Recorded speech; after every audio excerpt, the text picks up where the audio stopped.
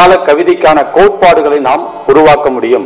இப்போதெல்லாம் பெரும்பாலும் திறனாய்வு என்ற அடிப்படையில் கவிதைகளை, இலக்கியங்களை, சிறுகதைகளை, நாவல்களை அதை மதிப்பீடு செய்கிறார்கள்.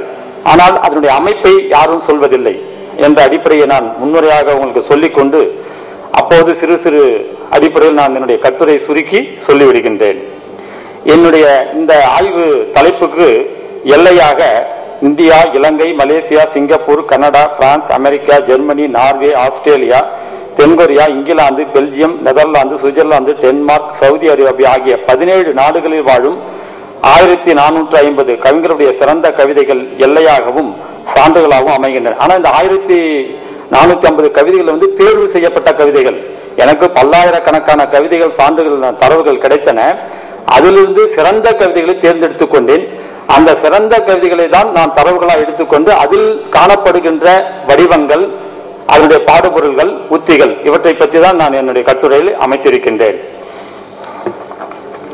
இல்ல, பாடுபொருள் என்று சொல்லுகின்ற போது மொழியை ஊடகமாக கொண்டு அமையும் கவிதை வகைமை மனித இனத்தினுடைய வரலாற்றினையும் சமூக நிகழ்வுகளையும் பிரதிபலிக்கிறது. கவிதை என்பது ஒரு சமூகத்தினுடைய ஒரு உற்பத்தி பொருள்.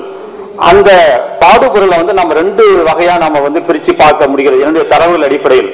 ஒன்று இக்கால தமிழ் கவிதைகள் இடம்பெறும் பாடுபொருள்களை மரபு நிலை பாடுபொருள், புதிய பாடுபொருள் 2 வகையா நம்ம பிரிச்சுக்கலாம்.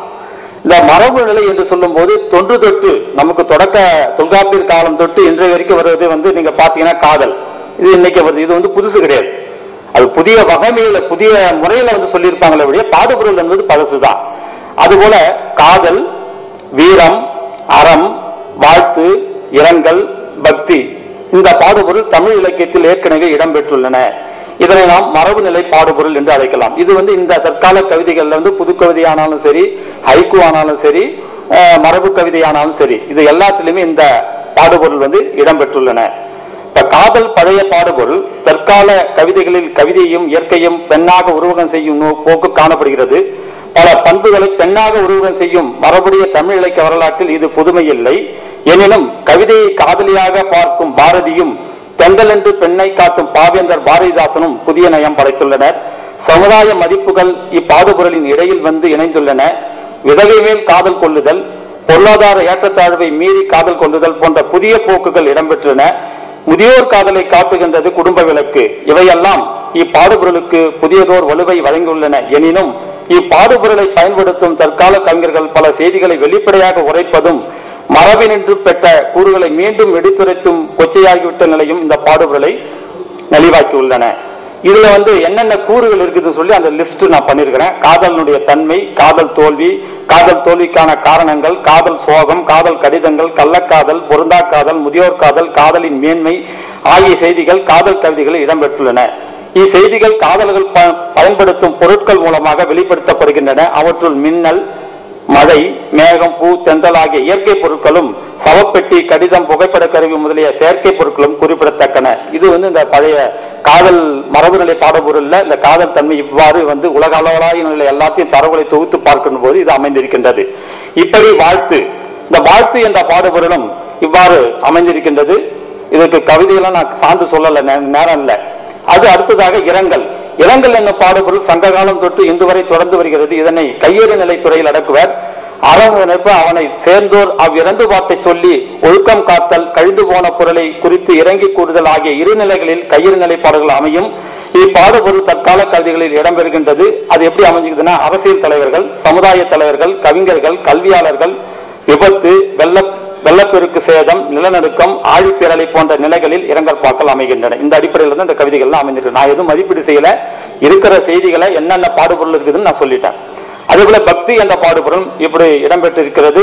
இதுல நீங்க பாத்தீங்கன்னாக்கா இறை எதிர்ப்பு, சடங்குகள், நம்பிக்கைகள், வழிபாட்டின் நிலை, இறை உணர்வு, சமய பொதுமை, பக்தி நிலை, விழாக்கள், சமய மோதல், சமய சீர்திருத்தம், உருவ வழிபாடு, சமய எதிர்ப்பு, கோயில் நுழைவு ஆகிய பொருள்களில் தற்கால பக்தி கவிதைகளில் அமைந்துள்ளன.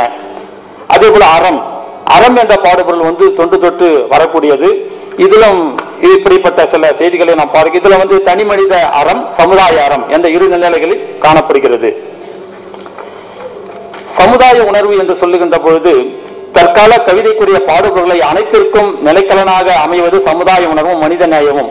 ஆக பொருளியல், ஆட்சியல், அறிவியல், கல்வியல், தொழிலியல் ஆகிய 5 இன்றைய நடைமுறை சமுதாயத்தோடு நெருங்கிய தொடர்புடையன. இவை சமுதாய மாற்றத்திற்கும் வளர்ச்சிக்கும் அடிப்படை துறைகளாக அமைகின்றன. இந்த 5 துறைகளின் நிகழ்வாகவே மனித வாழ்க்கை அமைகிறது. சமுதாய உணர்வு என்ற பாடுபொருள் உலக தமிழ் கவிதைகளில் பொருளியல், ஆட்சியல், அறிவியல், தொழிலியல், கல்வியல் ஆகிய 5 வகைப்பாடுகளில் இடம்பெறுகின்றது. சரி, புதிய பாடுபொருள் என்ன இருக்கிறது அப்படின்னு பார்க்கின்ற போது, தமிழ் இலக்கியத்தில் இந்த சமுதாய பிரச்சனைகளையும் தனிமனித உணர்வுகளையும் வெளிப்படுத்துமாறு தற்காலத்துக்கேற்ற பாடுபொருளை தேசியம், தமிழ் தேசியம், பெண்ணியம், தலித்தியம், சுற்றுச்சூழல், இயற்கை, புலம்பெயர்ந்த தமிழர், சமுதாய உணர்வு ஆகியன இக்கால தமிழ் கவிதைகளில் இடம்பெற்றுள்ளன. இன்றைய புதிய பாடுபொருள் இவைதான் இடம்பெற்றுள்ளன. இதுல இயற்கை பார்த்தீங்கன்னா, இயற்கை என்பது சங்க காலத்தில் ஒரு கவிதைக்கு ஒரு பின்புலமாக தான் அமைஞ்சது அந்த கருப்பொருள்லாம். ஆனா இயற்கையே முதற்பொருளா பாடுவது என்பது அந்த காலத்தில் இல்லை. ஆனால் 20ஆம் நூற்றாண்டில் பாவேந்தர் அதை ஒரு முழு முதற் பொருளாவே பாடுகின்றார். நீங்க உங்களுக்கு தெரியும் அழகின் சிரிப்பு. அதுல நீங்க பாத்தீங்கன்னா, இயற்கை பாடாத கவிஞர்கள் இல்லை என்னும் அளவிற்கு தனிப்பாடல்கள் தொடர்நிலை செயல்களாகவற்றை இயற்கை பலவாறு வர்ணனை பெற்றுள்ளது. இதை நான் லிஸ்ட படிக்க விரும்பல. இது நிறைய காணப்படுகிறது. இதுல நீங்க பாத்தீங்கன்னா என்னென்ன அடிப்படையில் இது வருதுன்னு சொன்னாக்கா, வானம், நிலா, சூரியன், விண்மீன், மேகம், கிரகங்கள், கடல், அலை, அருவி, நதி, ஏரி, ஓடை, குளம், குட்டை, ஊற்று, பனித்துளி, நெருப்பு, மணல், மலை, நிலம், புல், மலர்கள், மரங்கள், புறா ஆகிய இயற்கை பொருட்கள் தற்கால கவிதைகளில் பாடுபொருளாக இடம்பெற்றுள்ளன. மழை, வானவில், எரிகள், வெயில், காலை, பகல், அந்தி, இரவு, தென்றல் ஆகிய இயற்கை நிகழ்வுகளும் இக்கால கவிதைகளில் பாடுபொருளாக இடம்பெற்றுள்ளன. இது புது கவிதை, மரபு கவிதை எல்லாத்தையும் இணைச்சுதான் நான் செஞ்சிருக்கிறேன். அதேபோல தேசியம் என்பது இந்த காலத்தினுடைய ஒரு புதிய பாடுபொருள். அதாவது இந்திய அளவில் எல்லாத்தையும் ஒரு தேசியமா பார்ப்பது என்பது ஒரு புதிய பாடுபொருளாக இருக்கிறது. இது தொடக்கத்தை நமக்கு பாரதியார் முதல்ல வித்துட்டு இருக்கார். அதை ஒட்டி அவங்க என்ன செஞ்சுக்கிறாங்கன்னா, சாது சுயோகி, தேசிய விநாயகம் பிள்ளை, நாமக்கல் ராமலிங்கம் பிள்ளை, சுத்தானந்த பாரதியார் போன்ற கவிதைகள் அதை தொடர்ந்து அந்த பாடுபொருளை விரிவாக்கி இருக்கின்றனர். இதுல சுதேசி இயக்கம், காந்திய அகிம்சை, சத்தியாகிரகம், ஒத்துழையாமை, மதுவிலக்கு, கதிர் இயக்கம், பஞ்சாப் படுகொலை, இந்து முஸ்லிம் ஒற்றுமை, சட்ட மறுப்பு இயக்கம், வட்டமேசை மாநாடு, வெள்ளையணி வெளியேறு போன்ற பல புதிய கூறுகளை இவர்கள் உருவாக்கி இருக்கின்றார்கள். இதற்கு அடுத்தது தமிழ் தேசியம். தமிழ் தேசியம் என்பது பாரதியால் தொட்டு காட்டப்பட்டது. அதை மிக விரிவாக ஆக்கியவர் பாரதிதாசன். பாரதிதாசன் தமிழ் தேசியம் என்பதை ஒரு மிகப்பெரிய அளவில் பறந்துபட்டு பாடியிருக்கிறார். அது பின்னாடி மிகப்பெரிய மரமாக வளர்ந்திருக்கின்றது. அதுல நீங்க பாத்தீங்கன்னா, திராவிட இயக்கம், சுயமரியாதை இயக்கம், பெரியாரின் சமதர்ம இயக்கம், திராவிட நாடு கோரிக்கை, தனித்தமிழ் இயக்கம், தமிழிசை இயக்கம், இந்திய எதிர்ப்பு, தமிழ் தேசியம், மொழி உணர்வு, இன உணர்வு, பகுத்தறிவு, கடவுள் மறுப்பு, புராண இதிகாச எதிர்ப்பு, திராவிடன் கடமை, தமிழ் காதல், ஆரிய எதிர்ப்பு, தமிழ் பண்பாடு, பழந்தமிழ் இலக்கிய பெருமை ஆகிய பிரிவுகளில் தமிழ் தேசியம் என்ற பாடுபொருள் தற்கால கவிஞர்களில் இடம்பெற்றிருக்கின்றது.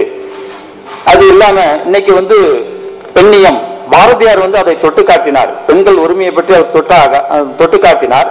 அந்த பாடுபொருள் பிற்கால கவிஞர்களால் மிக விரிவான அளவில் தனியாக ஒரு நிலைப்பாடு எடுக்கும் அளவில் அதை உருவாக்கி இருக்கின்றனர். ஏன் சொன்னாக்கா, சமூகத்தினுடைய சரிபாதியாக இருப்பவர்கள் பெண்கள். அவர்கள் தங்களுடைய விடுதலை பற்றி சிந்திக்க ஆரம்பித்து விட்டனர். அதனால் தற்கால கவிதைகளில் அவர்களை பற்றிய பாடுபொருள் மிக விரிவாகவே இடம்பெற்றுள்ளது. இதுல பாத்தீங்கன்னாக்கா,